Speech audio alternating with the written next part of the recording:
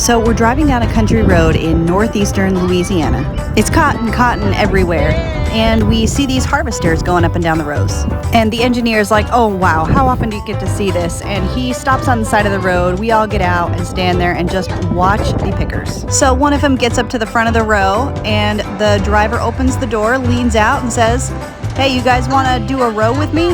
And the engineer's like, heck yeah, I want to do a row with you. He hops in, takes one of the kids with him, and off they go to harvest a row of cotton. So the rest of us are standing there by the side of the road waiting for our turn, and a pickup truck slows down, and I'm thinking, oh, he's probably checking to make sure we don't have engine trouble.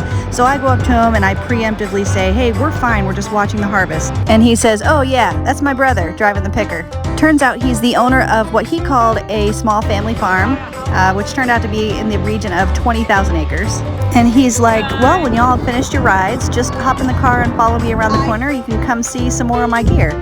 We got to spend the next 2 hours with Wade in Farmer Wonderland. He showed us the big machines. He showed us the attachments that go on the front or on the back or on the sides of the big machines.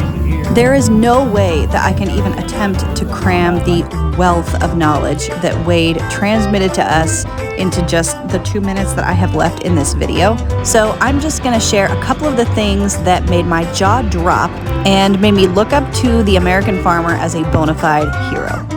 Number 1, farming is expensive.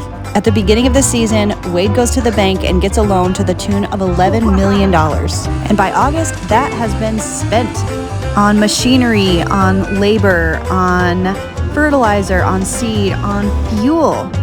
6,500 gallons of diesel every morning.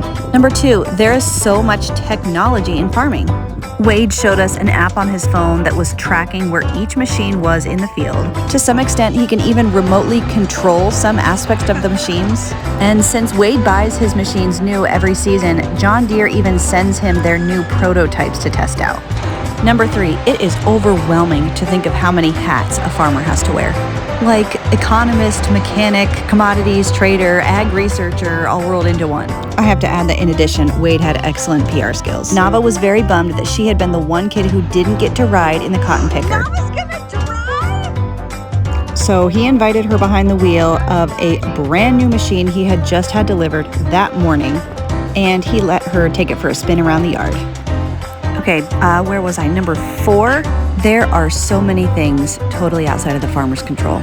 Even with all the tools and all the know-how, and Wade's got plenty of know-how. He's been driving these tractors around the farm since he was 8 years old. A farmer knows that he is taking on a huge burden of risk every season. Wade shared with us that this year, during soybean season, expenses for inputs were historically high, and it was a dry as a bone summer. And yet, just as they were days away from harvesting, there was a torrential downpour that virtually ruined the soybean crop. Farmers put an eye-popping bet on the table every single season. The losses can be big, but hopefully the wins are even bigger. One thing's for sure, they are some of the gutsiest people in the country, and they make our life as we know it possible. Wade, thank you for springing on these unsuspecting strangers the rich gift of your time, your wealth of knowledge, and your willingness to answer our 1,001 questions. We are starry-eyed fans. The kids all want to come work for you, and thanks to you, our girly girl is still talking about tractors.